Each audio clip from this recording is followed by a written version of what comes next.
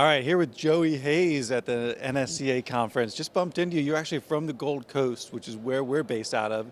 You've used the suits before. We just want to ask you a couple questions, get your opinion on things. Appreciate the time. So you've already used the suits, but we want to talk about what were you doing before you got the suits to train the deep muscle system?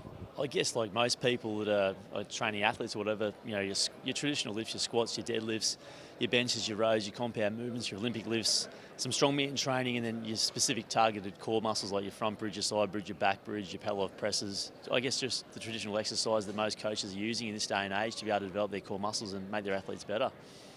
Awesome. And then so you implemented the suit, you did some testing. What were the results that you saw? So what we saw with some of our junior athletes is that we saw their vertical jump improve. We also saw their vertical jumps improve, but also their star excursion balance test improved. So obviously that was a result potentially of the suits.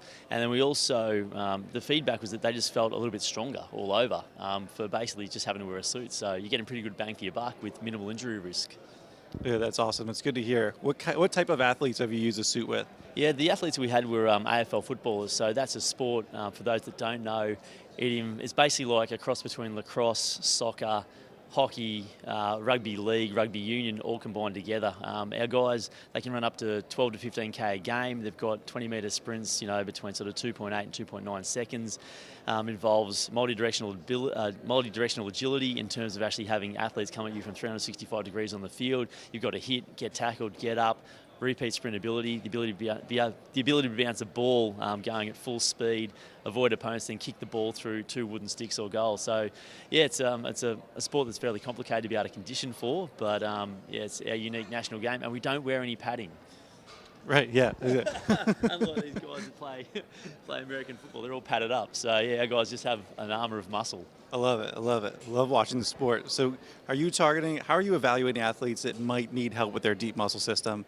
Well, we do, I guess they call it like a move and competency-based test. And with our junior athletes, their targets for their core stability are around 2.5 minutes for their front bridge, their side bridge, and a Sorensen back extension test, as well as a 60-degree sit-up hold. So if the athletes are deficient in those areas, I believe there's some good research that's come out that actually indicates that they're at a higher risk of potentially sustaining an injury through the core region or global overall.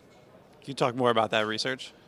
From what I can gather, these processes were taken from the Queensland Academy of Sport long-term athlete development protocols. So at the seminar today, they've spoken about movement competency and also, I guess, targets and goals and guidelines for athletes at certain age brackets and development levels to hit. So, for example, by the time an athlete's 16 years of age, they should be able to do around 12 body weight push-ups with perfect technique, 12 single leg squats with perfect technique, 12 pronated chin-ups with perfect technique, 12 dips. So it just gives coaches, I guess, some guidelines to follow before they start loading up athletes with external load. Like, it's all good to have a big squat and a bench press, but if you can't control your body weight, you're probably not going to be the most athletic individual you can be.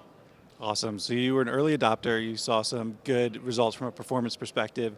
You see the benefit from an injury prevention perspective. Do you see you implementing this suit go forward, and if so, how?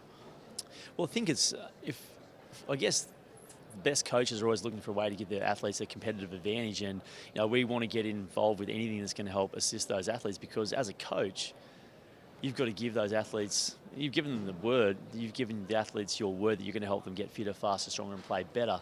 If there's anything you can do or implement, especially if it's a low-risk thing, such as wearing a suit, which can provide great performance benefits, but actually have no downside, you've certainly got to look at implementing that stuff with your athletes, because that's what they deserve. And that's why, the athletes attend conferences, that's why coaches attend conferences and seminars and workshops to become better. But you can also pick up some really good pieces of equipment that might just be the missing key to what you need in terms of the ultimate program designed for your athletes.